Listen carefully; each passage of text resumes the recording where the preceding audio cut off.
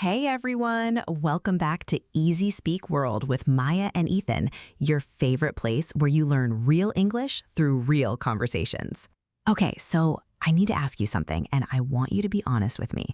When you're speaking English right now, like in this moment, listening to us, are you actually thinking in English, or are you quietly translating inside your head?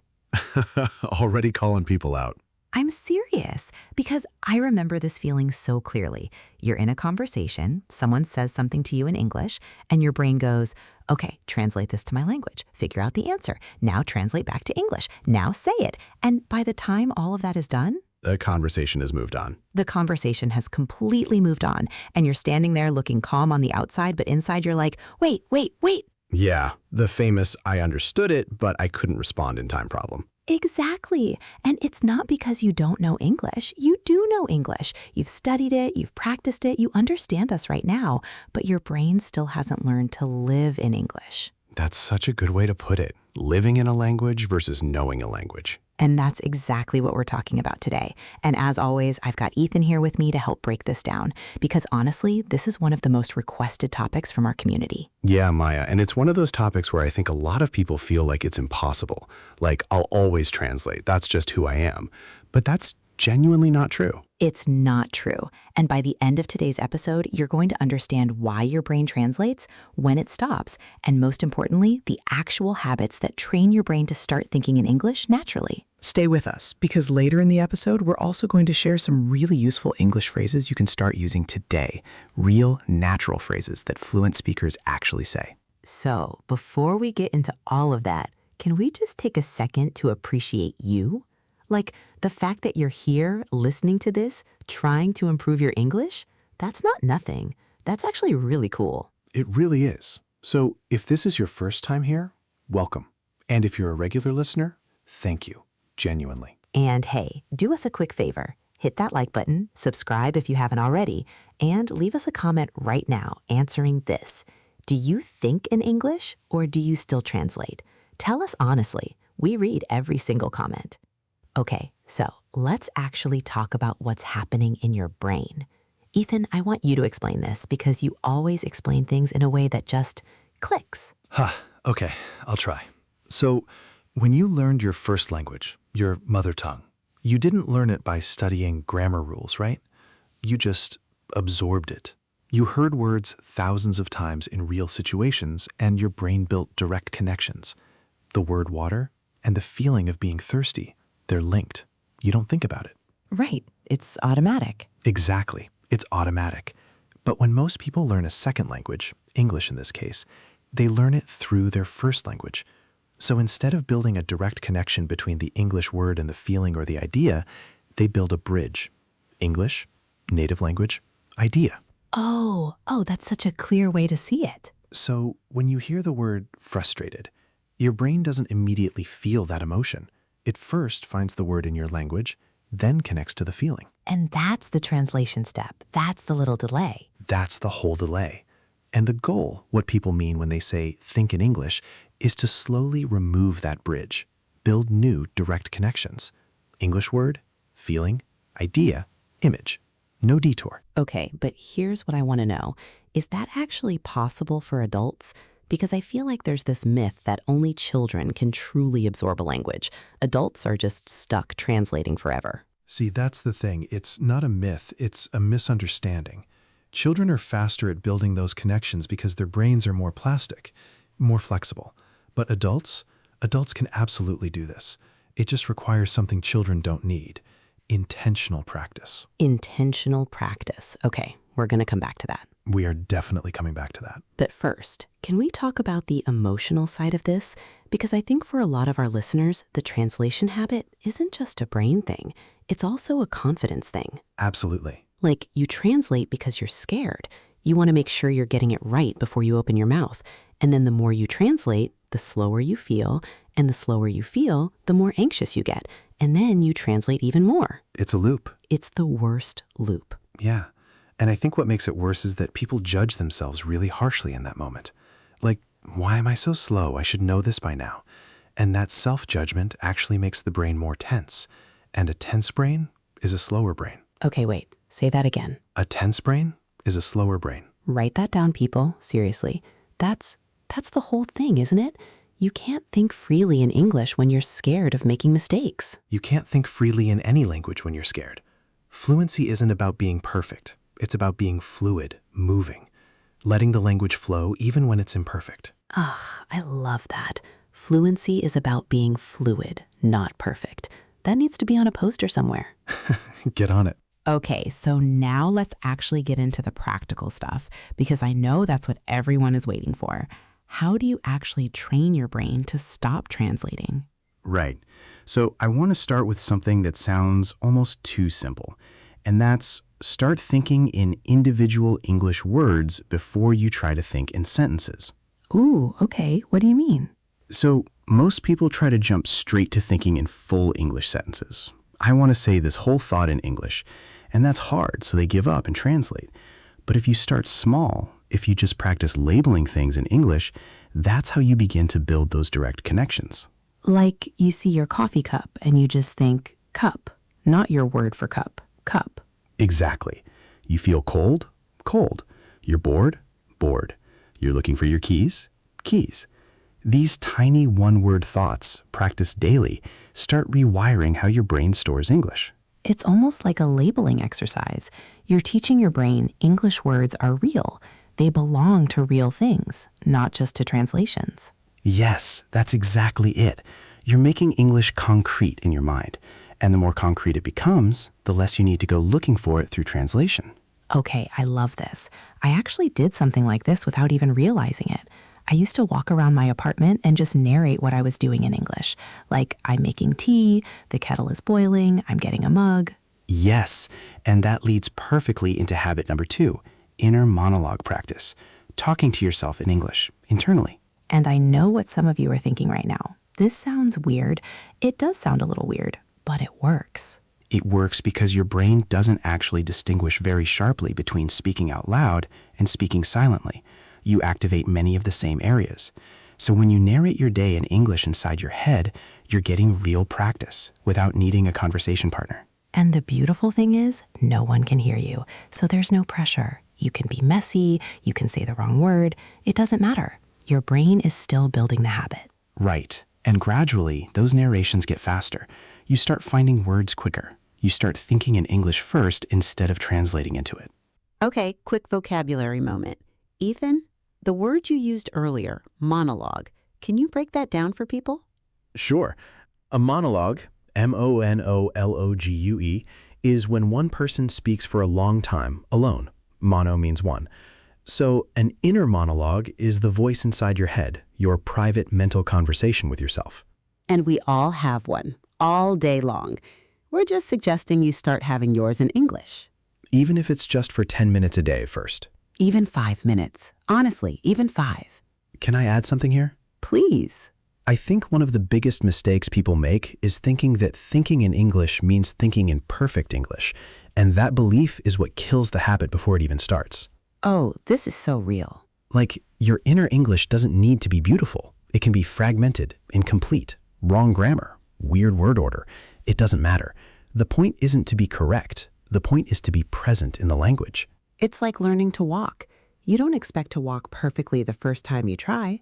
You fall, you get up, you try again, and your brain figures it out. Exactly. Language acquisition is physical in that way. It's a skill, not just knowledge. I want to talk about something that I personally struggled with for a really long time, and I think a lot of our listeners will relate, and that's emotional vocabulary. Because for me, I could think about facts in English pretty easily. The meeting is at 3, the weather is cold, fine. But the moment I needed to think about how I felt, I would always go back to my first language. Oh, that's fascinating. Why do you think that was? I think emotions are so deeply attached to our earliest memories, to childhood, to comfort, and our first language carries all of that. So when I was sad or excited or overwhelmed, reaching for my native language felt safe, natural. Yeah, that makes a lot of sense. And it's actually a known thing in linguistics. People tend to process emotional experience more intensely in their first language. Swear words in your native language feel stronger than in a second language. Compliments feel more meaningful. which means if you want to truly think in English, you need to start feeling in English too. And that's a deeper step. It is. And the way to do it is to, again, build those direct connections. If you feel happy, don't just translate. Think, I feel happy. This feeling is happiness. I'm happy right now.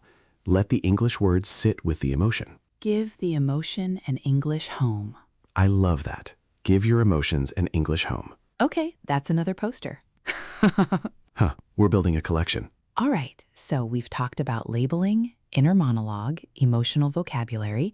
What's the next big habit? Okay, this one is powerful and slightly counterintuitive. It's consuming English content that's slightly above your level. Not too far above, just a little bit beyond where you're comfortable. Wait, isn't it better to stay at your level so you understand everything? That's the intuitive answer, yes. But here's the thing. When you always stay at a comfortable level, your brain doesn't have to work. And when your brain doesn't have to work, it doesn't grow. Okay, say more. There's this concept called comprehensible input plus, or I+1. The idea is that the best language learning happens when you understand most of what you're hearing, but there's a small percentage, maybe 10, 15%, that you don't understand yet. That gap is where growth happens. Because your brain is forced to figure it out from context. Right. And when you figure something out from context, when you infer meaning, you've built a new direct connection. You didn't translate, you understood. And that's so different from looking up a word in a dictionary and memorizing a translation. Completely different. One is passive storage, the other is active understanding. Okay, quick vocabulary word. Infer. I-N-F-E-R. To infer something means to figure it out from clues without being told directly.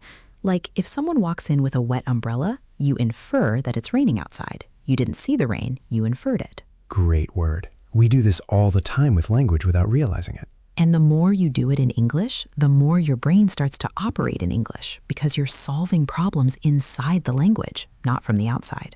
I want to bring up something that we haven't talked about yet, which I think is really important. And that's the role of speaking, not just listening. Oh yes, because this whole episode we've been talking about thinking in English, and some people might be imagining that it's all an internal process, but speaking actually accelerates the thinking. When you force yourself to say something out loud in English, even if it's imperfect, you're training your brain to retrieve language faster, under pressure. it's like a muscle that gets stronger when you use it, not when you just think about using it. Exactly. And this is why conversation practice is so valuable. Not because you'll say everything perfectly, you won't, but because the act of speaking forces your brain to find words quickly. And every time it does that, the retrieval gets a little bit faster. So what do you do if you don't have someone to practice with? Talk to yourself, seriously, out loud. Set a timer for 2 minutes, pick a topic, and just talk. Tell the story of your day, describe something you see, give your opinion on something. Don't stop. Don't self-correct mid-sentence, just keep going. The no stopping rule is huge because most people, the moment they make a mistake, they freeze, they go back, they try again. And that freezing, that's what breaks the flow. Fluent speakers make mistakes all the time. They just keep going. The brain learns to self-correct while moving forward, not by stopping. This is actually the thing I remind myself most often when I'm having a hard English speaking day. Just keep moving. Just keep moving. The brain catches up. It does. It always does. Okay, I promised earlier we'd share some useful natural English phrases. Let's do that now. Yes. Let's keep these very practical. Things you can use in real conversations. Okay, first one. I can't quite put it into words. This is what you say when you know what you want to express, but you're struggling to say it clearly. So natural. You can say, "It was an amazing experience. I can't quite put it into words." And instead of looking lost, you sound thoughtful. I love that phrase because it's also true. A lot of the time, we genuinely can't put feelings into words, any language. Okay, next one. Bear with me. You say this when you need a moment to think or when you're explaining something complicated. Bear with me, I need to think about how to explain this. So instead of an awkward silence while you translate, you buy yourself a moment and you sound natural. Bear with me. Great one. Third one, if that makes sense. This is something fluent English speakers add at the end of an explanation to check if the listener understands. It's like the brain needs to build new roads instead of taking old detours, if that makes sense. It sounds humble and conversational. And it invites the other person to respond, which is what good conversation does. Next, I was just thinking about this the other day. This is a great phrase to introduce a topic or a thought naturally. I was just thinking about this the other day. Does anyone else feel like they're always translating in their head? See how casual it sounds? It's not a lecture. It's a conversation. And one more.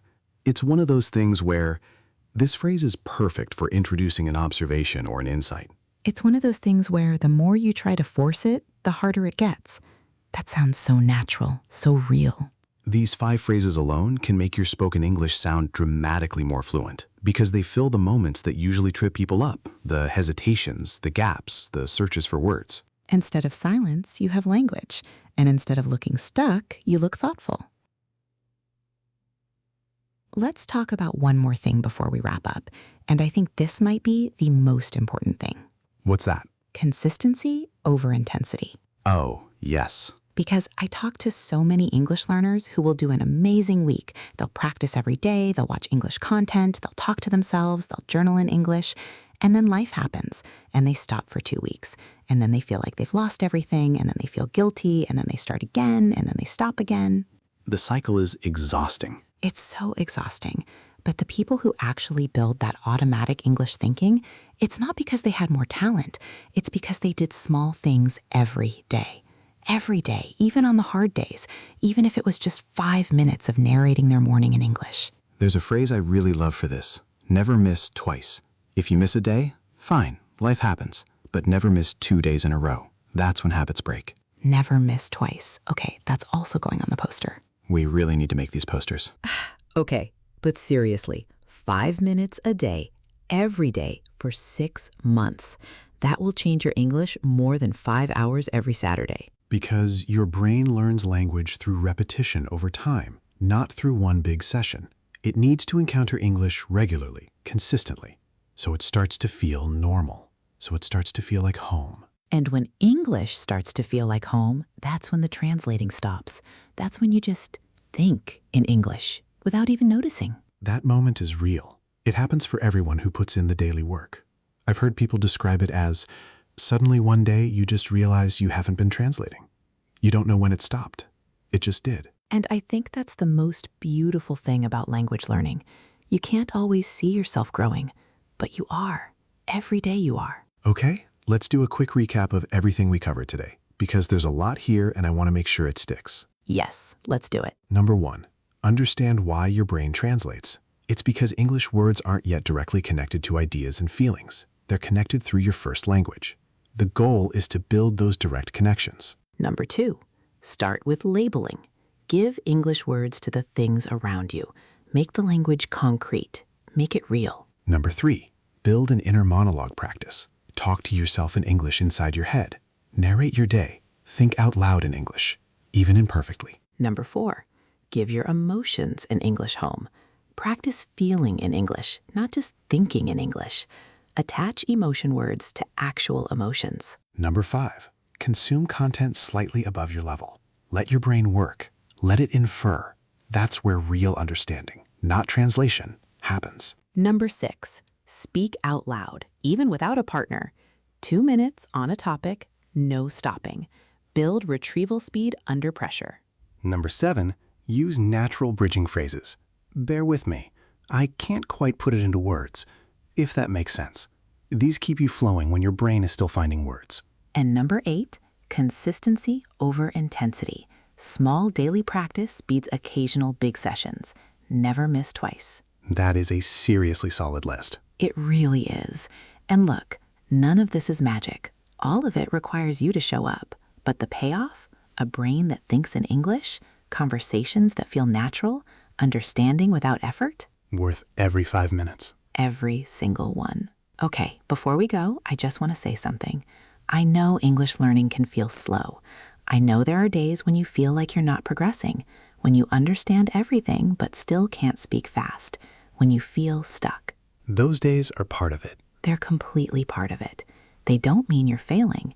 They mean you're in the middle of something real and hard and valuable. And the fact that you're here, that you chose to spend this time improving your English, that says something about who you are. It really does. You're the kind of person who doesn't give up. And that kind of person, they get there. Every time. Every time. Thank you so much for being here today. This episode was genuinely one of my favorites. Same. Really good conversation. Before you go, 3 things. 1. Leave us a comment telling us whether you think in English or still translate. Honest answers only. 2. Share this episode with one person who's learning English. You could genuinely change how they study. And 3. Subscribe if you haven't. New episodes every week. We're here. We're not going anywhere. And if you want more English practice, check out our other episodes. We've got conversations on everyday situations, emotions, work, relationships, all the real stuff. Real English for real life. That's what we do here. Always. All right, everyone. Until next time, keep speaking, keep thinking, keep growing. This is Easy Speak World. See you next episode. Bye.